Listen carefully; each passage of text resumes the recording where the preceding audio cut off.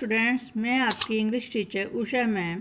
Today we are going to start the question answers of extensive study +1 class sparrow chapter number 3 written by K.A. Abbas.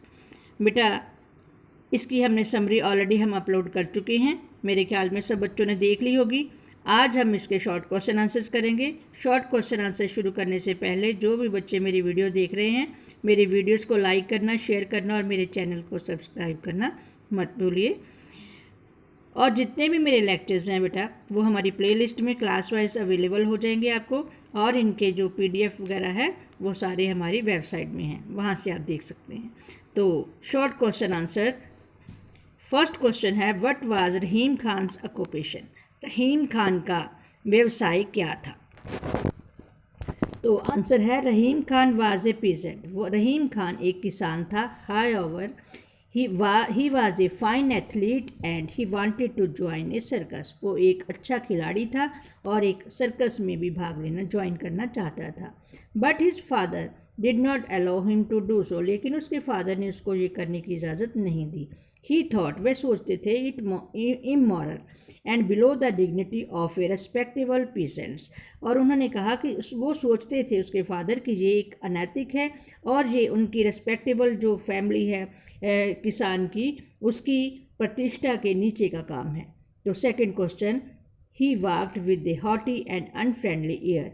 इसका मतलब होता है कि जैसे अकड़ के चलना, वो इस तरह से एक घमंडी इंसान चलता है, एरोगेंट टाइप का, तो वो चलता है। तो what does this suggest about Rahim Khan's reputation in the village?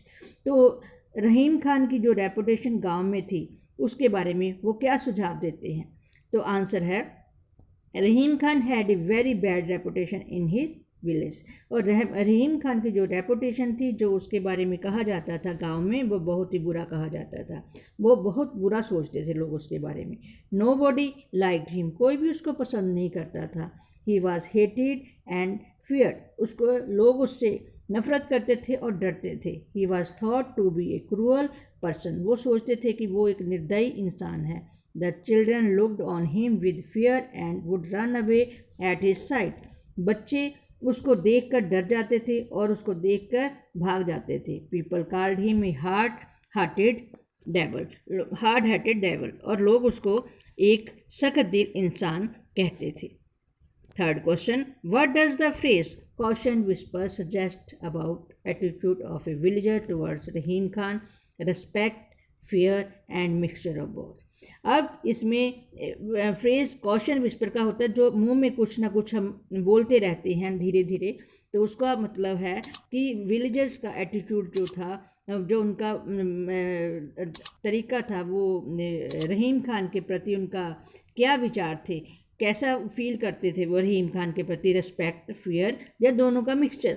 तो इट सजेस्ट दैट, आंसर है, the villagers were afraid of him. जो ग्रामीण थे वो उससे डरते थे। They considered him a cruel person. वे उसको एक निर्दयी इंसान मानते थे।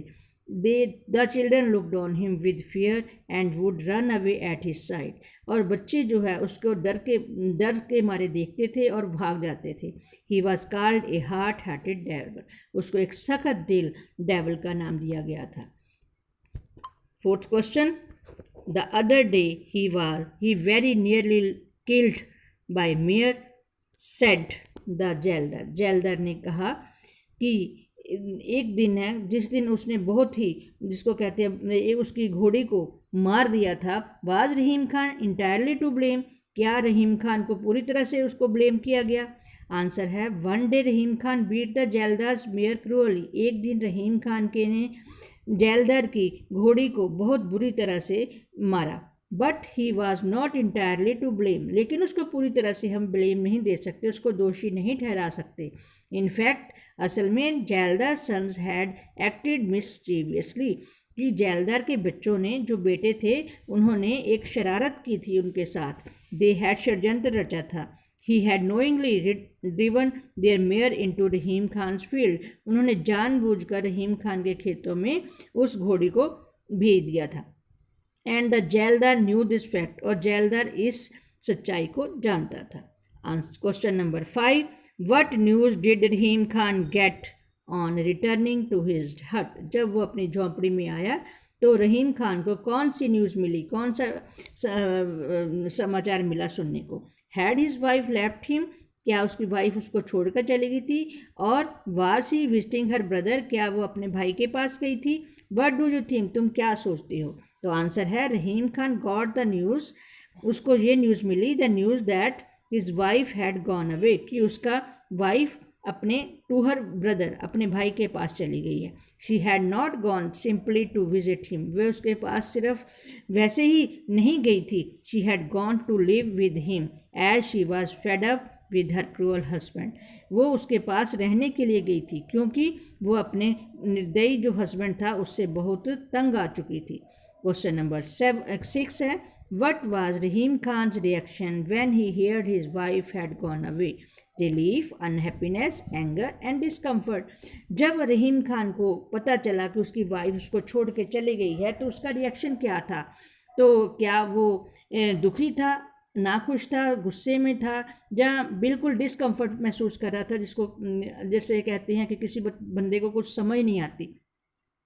रहीम खान आंसर है, Rahim Khan was filled with deep anger, वो एकदम से बहुत गुस्से से भर गया।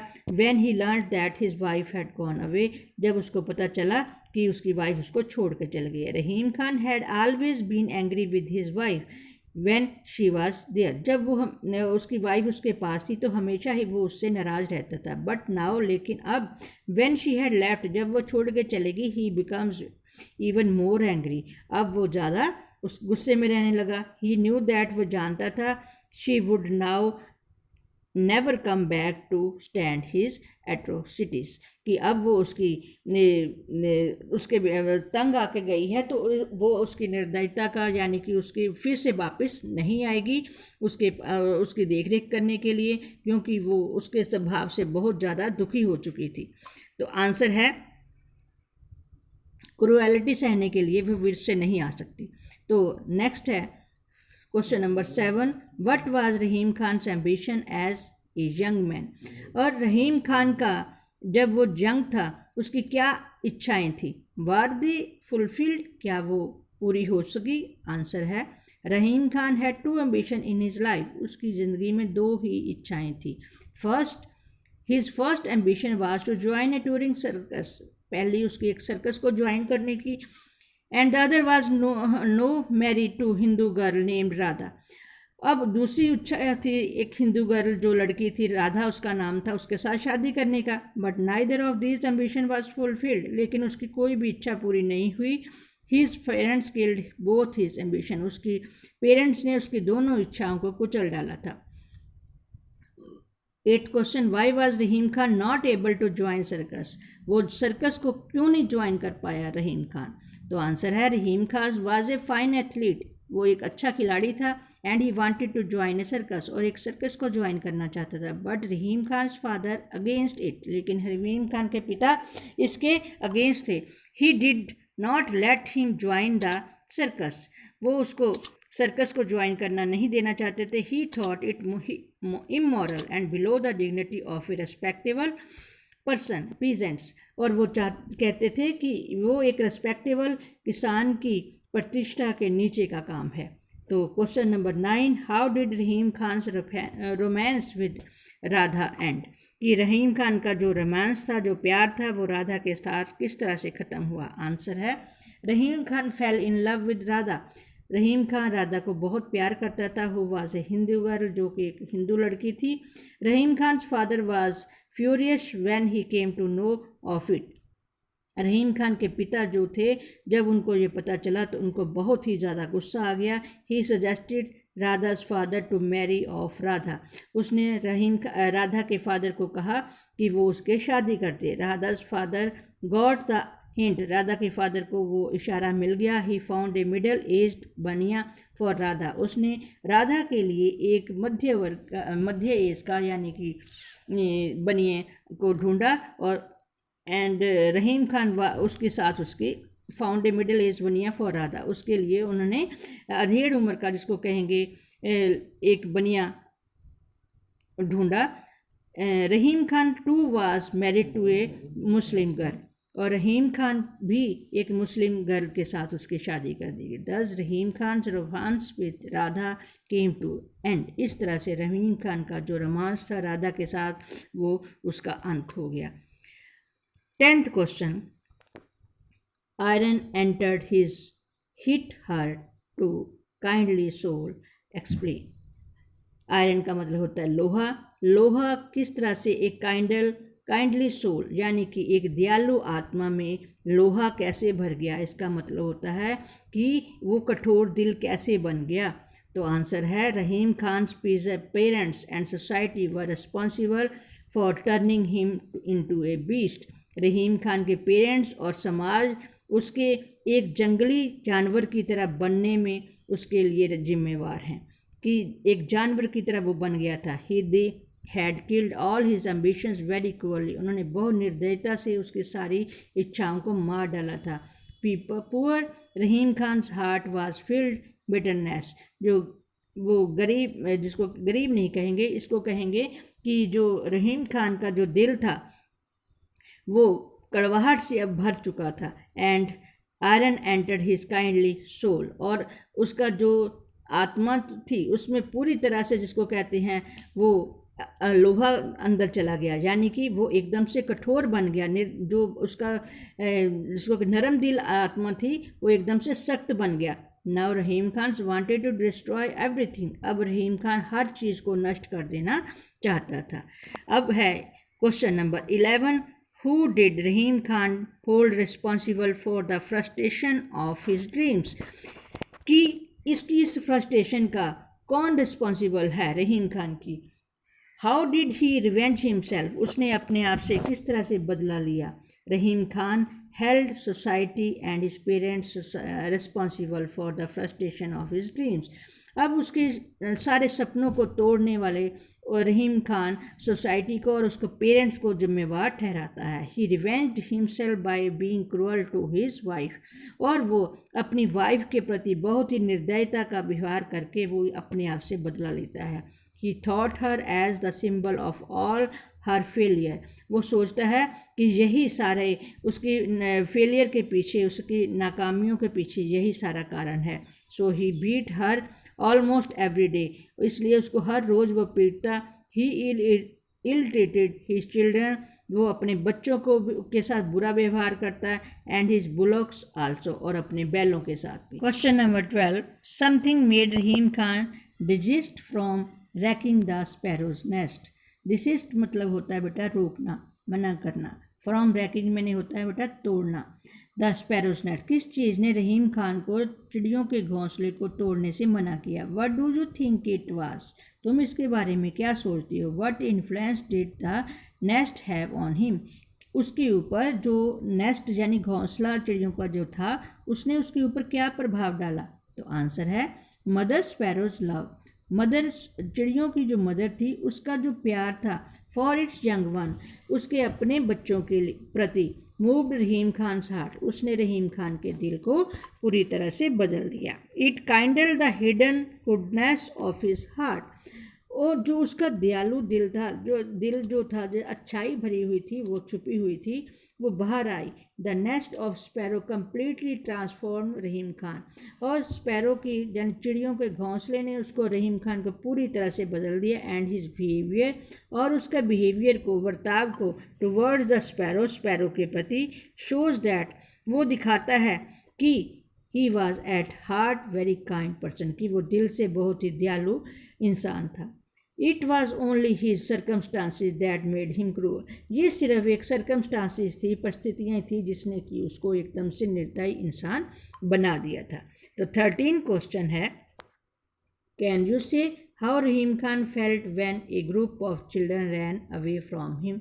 कि रहीम खान ने उस वक्त क्या महसूस किया जब एक बच्चों का ग्रुप जो उसको देखकर भाग गया? आंसर है Rahim Khan was hated and feared in his village. Rahim Khan को गांव में सारे नफरत करते थे और डरते थे। The children looked on him with fear. वो बच्चे उसको डर से देखते थे। And would run away at his side, और उसको देखकर भाग जाते थे। But Rahim Khan was no longer cruel, लेकिन रहीम खान अब क्रूअल नहीं था, निर्दयी नहीं रहा। He wanted the children to come to him, वो चाहता था कि बच्चे उसके पास आए। He felt very miserable when he ran away from him, वो बहुत दुखी हो जाता था, महसूस करता था जब बच्चे उसको देखकर भाग जाते थे। तो question number 14, how did Rahim Khan get drenched, drenched होता है बुरी तरह से भीग जाना, वो किस तरह से वो भीग गया, पूरी तरह से गीला हो गया, जिसको कहते हैं what was his only worry, कि उसकी केवल एक ही चिंता थी, even during his last moment of his life, जब उसकी ज़िंदगी की आखिरी सांसें चल रही थी, उसकी कौन सी वो चिंता थी। इट वाज रेनिंग हैविली, बहुत तेज ज़्यादा भारी बारिश हो रही थी। The roof just above the sparrows nest was leaking, और स्पैरो के घोंसले के ऊपर, चिड़ियों के घोंसले के ऊपर जो छत थी वो लीक करनी शुरू हो गई थी। Rahim Khan went up to the roof to repair it, और वो छत पर चला गया रहीम खान उसको रिपेयर करने के लिए, ठीक करने के लिए। दस इस तरह से ही गॉट ड्रेंच्ड, वो पूरी तरह से भीग गया। During the last moments of his life, ज़िंदगी की आखिरी क्षणों में, आखिरी पलों में ज़िंदगी के, Rahim Khan only worry was about his sparrow, उसको सिर्फ अपनी चिड़ियों की ही चिंता थी।